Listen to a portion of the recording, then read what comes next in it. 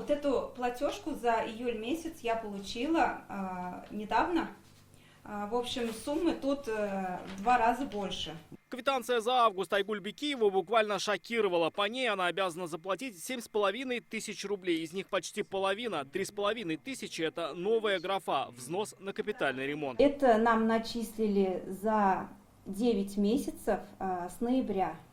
Почему они так сделали, во-первых, это не ясно.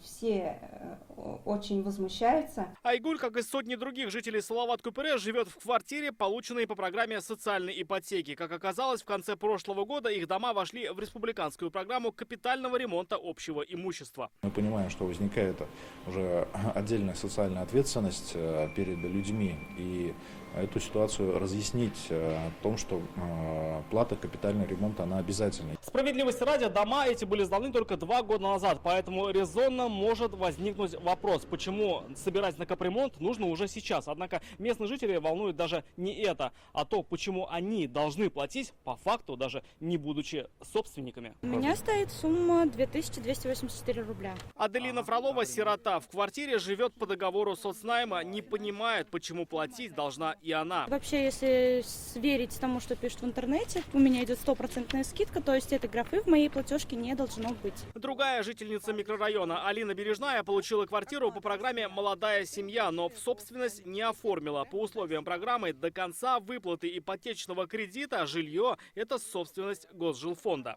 Как вернуть налог 13% за первоначальный взнос, мы не собственники, то есть налог она не возвращает. Как платить коммунальные услуги, в частности, капремонт, взнос, то мы являемся собственниками. Это такая палка о 2 концах. Как сообщили в Госжилфонде, обязанность уплачивать взнос за капремонт в этом случае накладывает не право собственности, а протокол, который будущие жильцы подписывали при оформлении договора соципотеки. Он же является и актом приема передачи жилого помещения. При получении квартиры семьи подписывают окончательный протокол.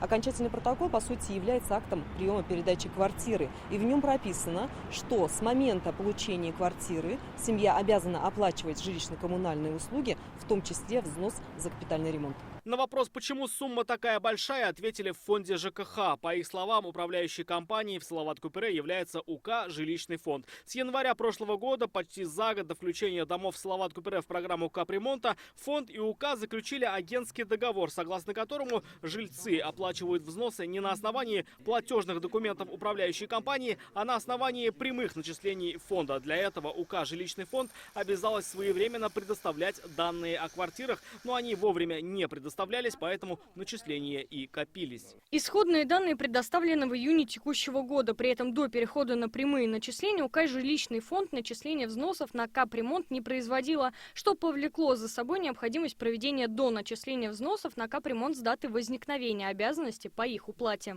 Мы обратились в Госжилинспекцию. Обязаны ли жильцы соципотечных квартир платить, если они еще не собственники? В законе четко указано, собственник жилья является плательщиком.